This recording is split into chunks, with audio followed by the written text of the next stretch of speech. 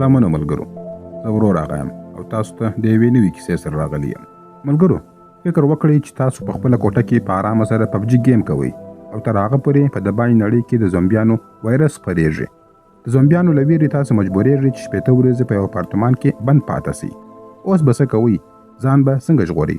موږ له داسې یوې کیسې سره مخ کېږو چې اصلي کرکټر یې جون نومیږي. جون د زومبیانو د وایرس له امله په خپل کور کې بند پاته دی. هغه نسي کولی چې د باندې نړۍ سره اړیکه ونیسي او نه هم دومره خواړه لري چې ژوندی پاته سي. د کور څخه د باندې زومبیان ولاړ دي چې غواړي هغه ووژني. آیا زموږ ملګري به وکولی سي چې په دې حالت کې 14 ورځې ژوندی پاته سي؟ راځئ په نننۍ ویډیو کې به وګورو. د کیسې په پیل کې موږ یو هلک وینو چې نوم یې جون دی. هغه د سهار پر 10 بجو باندې د خوب څخه راکښېني او د خوړو لپاره یخچال ته ورځي. هلته هغه د میز پر سر باندې یو لیک ویني چې مور یې ورته پرې ایښی و. په لیک کې یې مور لیکلي وه موږ څو ورځې د باندې وځو، ته د کور خیال وساته او په دې کاغذ کې چې لیکل شوي دي هغه خواړه کور ته راوړه او لږ پیسې یې هم ورسره ایښې وې. خو جون زموږ په شان باندې د پبجي شوقي دی. هغه خپل کار پرېږدي او پبجي لوبې ته کښېني، کمپیوټر چلانوي او لایف سټریم پیلوي.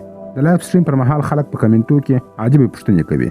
هغه وایي چې آیا دا هر څه رښتیا دي او آیا دا زموږ په ښار کې هم روان دي؟ جون په دې خبرو باندې نه پوهېږي چې څه روان دي، نو تلویزیون لګوي ترڅو خبرونه وګوري. په خبرونو کې ویل کېږي چې د سیهار په ښار کې ناڅاپه یو وایرس خپور شوی دی چې له امله یې خلک زومبیان کېږي. هغوی نور خلک وژني او په دې ډول سره هغوی هم په زومبیانو سره بدلیږي. په همدې وخت کې د حکومت له لوري د جون موبایل ته یو پیغام راځي چې په هغه کې لیکل شوي وه دا وایرس ډېر په چټکۍ سره خپرېږي، نو په ټوله ښار کې بیړنی لاکډاون اعلان شوی دی. ټول خلک دې په خپلو کورونو کې پاته سي او د باندې دې نه راوځي. د دې خبرې په اورېدو سره جون بالکوني ته ورځي او ګوري چې وایرس هر ځای خپور شوی و. خلک د خپل ژوند د ژغورلو لپاره منډې وهي. په همدې وخت کې یوه مور خپلې لور ته ورځي او کله چې هغه په غېږه کې نیسي لور یې پر مور باندې حمله کوي او هغه هم په زامبي سره بدلوي. ناڅاپه د جون د دروازې مخې ته شور جوړیږي. کله چې هغه دروازه خلاصه کړي ګاونډی یې په بیړه سره د هغه کور ته ننوځي.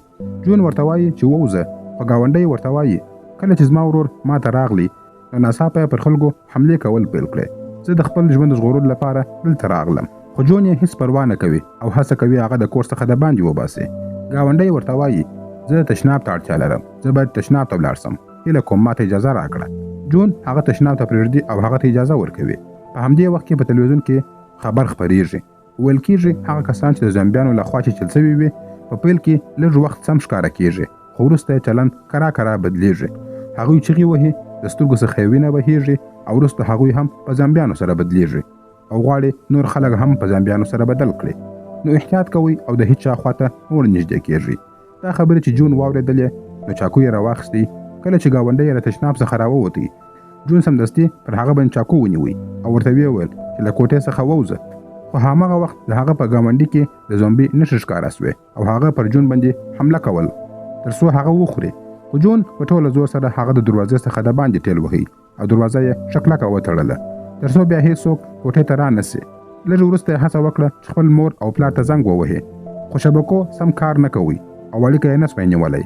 بیا د هغه په موبایل کې د مور پیغام راځي چې لیکل شوي وه موږ ټوله خوندي یو، ته هم ځان خوندي وساته، موږ دا مهال کور ته نسو راتللی، ته ځان خوندي وساته او هېڅوک کور ته مه پرېږده. او د تلویزیون ټولې لارښوونې عملي کړه. هڅه وکړه چې ځان ژوندی وساتې. بیا په تلویزیون کې وښودل سول چې لاکډاون به ډېرې ورځې دوام وکړي او هر چا ته پکار ده چې لږ تر لږه د 14 ورځو لپاره د خوړو او اوبو بندوبست وکړي. دا چې جون واورېدل نو خپل ټول خواړه یې پر میز باندې کښېښودل چې یوازې د 9 ورځو لپاره یې بسنه کوله. دا چې یې ولیدل ډېر خفه سو او ویې ویل کاش ما د خپلې مور خبره منلې وای او له بازار څخه مې خوراکي شیان راوړي وای. د خوړو د کموالي له امله هغه د شپې وږی ویده کېږي. بله ورځ چې راویښ سو ولیدل چې خلک په سوشل میډیا کې د مرستې لپاره خپل انځورونه خپروي. نو جون هم خپل ادرس پر کاغذ باندې ولیکي او د هغه څخه یې عکس واخیستی او د لیک هشټګ سره یې خپور کړي. له هغه څخه وروسته یې خپل ډرون الوتکه چلانده کړل او د باندې یې والوځول تر څو ژوندي پاته سوي کسان پیدا کړي. خو د باندې یو هم ژوندی او سم انسان ونه لیدی، هر ځای یوازې زامبیان وه. په همدې وخت کې د ډرون بیټرۍ ختمېدله نو بیرته ژر راوستل او په خپل گیم سره یې شروع وکړه. خو انټرنیټ هم خلاص سو، نور یې لوبې هم نسوی کولی. هغه خفه سو او ویده سو. کله چې شپه سوه یو شور یې واورېدی، د باندې ووتی او ولیدل څو زامبیان د یوې ښځې پولیسو شاته روان دي. هغې منډې وهلې او ډزې یې کولې خو ژر یې مرمۍ ختمې سوې چې وسله یې بیا ډکوله د زومبیانو پر هغې باندې برید وکړي او د هغې څخه توپنچه ولوېدله. وږي او تږي زومبیان پر هغې باندې راټول سول. دا چې جون ولیدل چغه یې کړه او ویې ویل هغه پرېږدئ. زومبیانو د جون خواته په قهرجنو سترګو سره وکتل خو بیا یې پروا ونه کړه او د ښځو په خوراک سره یې شروع وکړه. د جون د چغې له امله یو زومبي کوټې ته د راننوتلو هڅه کوله خو د لارې په سر کې یخچال پروت و او هغه کوټې ته نه سوی داخلېدلی. جون هم هڅه کوله چې هغه ودروي خو زومبي ډېر زورور و او جون ونه سوی کولی چې هغه ودروي. نو زومبي کوټې ته راننوتی. دا چې جون ولیدل نو په هوښیارتیا سره وتښتېدی او د بالکوني څخه لاندې راوځړېدی. کله چې زومبي د هغه د خوړلو لپاره ورنږدې سو زومبي خپل بیلنس له لاسه ورکړي او لاندې ولوېدی. په دې ډول سره جون ژوندی پاته سو خو د یخچال د چپه کېدو له امله د هغه ټول خوراک خراب سو. هغه شپه هم وږی ویده سو. بیا موږ اوومه ورځ وینو چې جون ډېر وږی دی. نو د خپل پلار د قیمتي شرابو المارۍ یې خلاصه کړل. له لږ چپس سره یې 2 ګیلاسه شراب وڅښل او تلویزیون یې کتی. نو ښه ډېر خوراک یې وکړي او ځان یې موړ کړي. همغه وخت په تلویزیون کې د میګیو اعلان راځي. نو د جون هم میګي ته زړه کېږي او میګي پخوي. د میګیو د خوړلو وروسته ډېر ښه احساس کوي خو همغه وخت پوه سو چې د څښلو اوبه هم ختمې سوي دي او په نل کې هم اوبه نسته. بیا لسمه ورځ ښودل کېږي چې جون یوه ویډیو جوړوي او وایي زما خواړه او څښاک ختم سوي دي خو زه د باندې نسم وتلی. دلته هیڅ سیګنال نسته چې زه له چا سره اړیکه ونیسم. همغه وخت ورته په یاد سول چې مور به یې راډیو اورېدله چې بې له سیګناله چلېدله خو د راډیو لپاره د پین لرونکې ګوشي په کار وې او له ده سره ټولې هغه ګوشي وې چې هیڅ پین یې نه درلودی. د دې له امله جون ډېر ناهیلی کېږي. بیا 15مه ورځ ښودل کېږي چې جون د خپل پلار ټول شراب څښلي دي او په نشه کې نڅا کوي. هغه ته فکرونه راځي چې مور او پلار یې کور ته راغلي دي خو ژر پوه سو چې دا یو خوب دی. ډېر خفه کېږي او ژړا شروع کوي. وروسته لږ سیګنل کار کوي او ویني چې مور یې یو غږیز پیغام ورته پرېښی دی. د کم سیګنل له امله هغه په بالکوني کې ځان راځوړند کوي او غواړي چې پیغام واوري کوم چې مور یې ورته راستولی و. مور یې ورته ویلي وه موږ ستا د پلار په دفتر کې یو ستا خور هم راسره ده. خو همغه وخت د خلکو چیغې اورېدل کېږي او جون پوه سو چې زومبیان دفتر ته ورننوتلي دي. د پیغام په پای کې د خلکو چیغې اوري او پوه سو چې زومبیانو یې مور او پلار هم ووژله او نور په دې دنیا کې دوی څوک نه لري. جون ډېر ژاړي په قهر کې راځي او د خپلې دروازې مخې ته پروت زومبي وژني. د یوه زومبي په وژلو سره هغه ډېر خوشحاله کېږي او زړورتیا ښکاره کوي. په ډېر اعتماد سره د نورو زومبیانو د وژلو لپاره د باندې ورځي خو ناڅاپه نور ډېر تږي او ورځ زومبیان ویني چې د هغه پر لور باندې را روان دي. ژر بیرته خپلې کوټې ته راځي او پټېږي. اوس جون 20 ورځې کېږي چې په همدې کوټه کې بند پاته دی. هماغه شپه ویني چې پوځ د زومبیانو د له منځه وړلو لپاره پر ښار باندې بمبارۍ کوي. اوس د جون خواړه خلاص سوي دي. که د باندې ولاړ سي زومبیان به یې ووژني او که ولاړ نه سي نو د لوږې له امله به مړ سي. دواړو لارو ته مرګ دی. نو جون پرېکړه کوي چې ځان وزړوي او نور خپل ژوند پای ته ورسوي. جون د ځان زړولو په حال کې و چې ناڅاپه د لیزر رڼا پرې لګېږي. جون یوه ډېره ښکلې نجلۍ ولیدله چې هغه ورته وایي ځان مه وژنه. جون د هغې خبرې ته غوږ نیسي او راښکته کېږي. نجلۍ ورته وایي سبا به درسره خبرې وکړم ځکه چې زومبیان د شپې ډېر خطرناکه وي. جون د هغې خبره مني او ویده کېږي ځکه چې د ژوندي پاتې کېدو یوه هیله یې پیدا سوه. له بلې خوا موږ یوې نجلۍ ته ګورو چې ډېره زړوره او دلاوره وه. هغه تل د زومبیانو د وژلو لپاره چمتو وي او لا هم یو څه خواړه ورسره پاته دي. بله ورځ جون بالکوني ته راځي خپل نوم په موبایل کې لیکي او هغې نجلۍ ته یې ورښیي.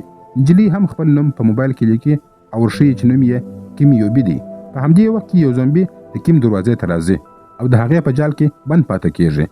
خو کیم دومره زوروره وه چې هغه زومبي یې په تبر سره ووژي. وروسته باران شروع کېږي او دوی دواړه ټول لوښي د باندې ږدي تر څو اوبه راټولې کړي.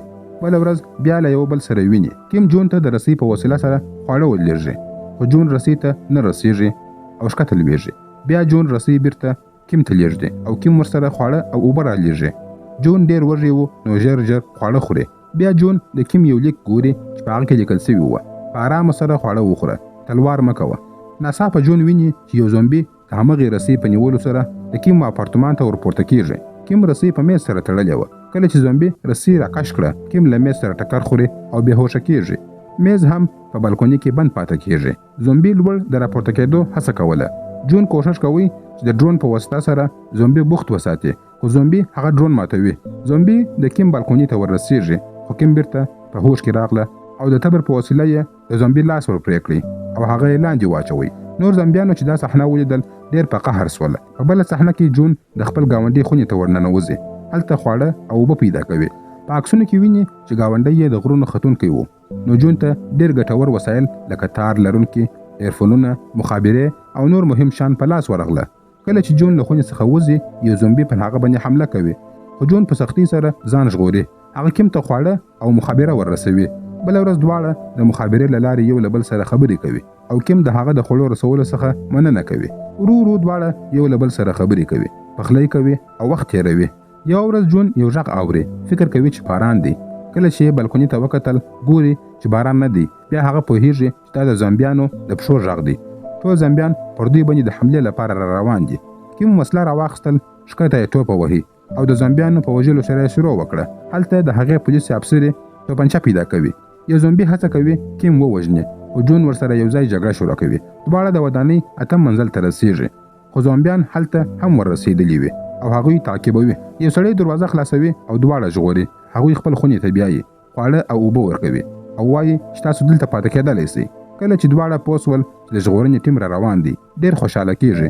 خو ناڅاپه دواړه بېهوشه کېږي ځکه چې هغه سړي هغوی ته د بېهوشۍ دوا ورکړې وه. کله چې کیم په هوش کې راځي ځان یې تړلی ولیدی. هغه سړي غوښتل کیم خپلې زومبي ښځې ته ورکړي چې هغه یې وخوري. پر هغه باندې خپله ښځه ډېره ګرانه وه. ان خپل ماشوم یې هم هغې ته ورکړی و تر څو هغه یې وخوري. هغه د خپلې ښځې رسۍ خلاصوي او را پرېږدي چې پر دې باندې حمله وکړي. د غږونو له امله جون بیا په هوش کې راځي او سړي ته وایي چې دا کار مه کوه. خو ناڅاپه هغه غږونه بند شول. سړي فکر کوي چې ښځې یې کیم وژلې ده. دروازه خلاصوي، خو کیم د ده ښځه پر دا سړي باندې ریله کوي. ښځه خپل خاوند خوري او وژني یې. سړي هم فکر کوي چې دا د مینې یوه غېږه ده او هغه په ډېره خوشحالۍ سره د مرګ لپاره چمتو و. دوی نه غوښتل چې دا سړی هم په زامبي سره بدل شي، نو کیم دواړه ووژل. ټول زامبیان پر هغوی باندې راځي. دواړه فکر کوي چې نور به ژوندي پاته نه سي. پرېکړه کوي چې ځانونه ووژني. کیم توپنچه جون ته ورکوي او وایي ما ووژنه. خو ناڅاپه د هلیکوپټر غږ اوري چې د ژغورلو لپاره راغلی و. د هلیکوپټر د غږ په اورېدو سره د ځان وژنې پرېکړه نوره ختموي او بام ته ځي. خو زامبیان په هغوی پسې را روان وه. جون د بایسکل په وسیله سره زامبیان یو ګړی ودروله او کیم ته وایي چې ته ژر ژر بام ته وخیژه. جون هم بام ته رسیږي او دروازه بندوي، خو ګوري چې هلیکوپټر نسته. زامبیان دروازه ماتوي. جون پر هغوی باندې د توپنچې په وسیله سره ډزې کوي، خو مرمۍ یې خلاصیږي. دوی دواړه فکر کوي چې اوس نو حتما دوی نور مړه کېږي. خو هماغه وخت هلیکوپټر راځي، عسکر زومبیان وژني او دوی ژغوري. د کیسې په پای کې موږ پوهیږو چې د جون هغه هیشټګ چې د کارولی و د هغې له لارې تر دوی پورې د ژغورنې ټیم را رسېدلی و. ملګرو، که کله پر تاسو باندې داسې حالت راسي نو تاسو به څه وکړئ؟ خپل نظرونه مو په کمنټ کې راسره شریک کړئ. ویډیو لایک او شیر کړئ. زموږ یوټیوب چینل هم سبسکرایب کړئ. تر بلې ویډیو پورې مو الله مل شه. مننه.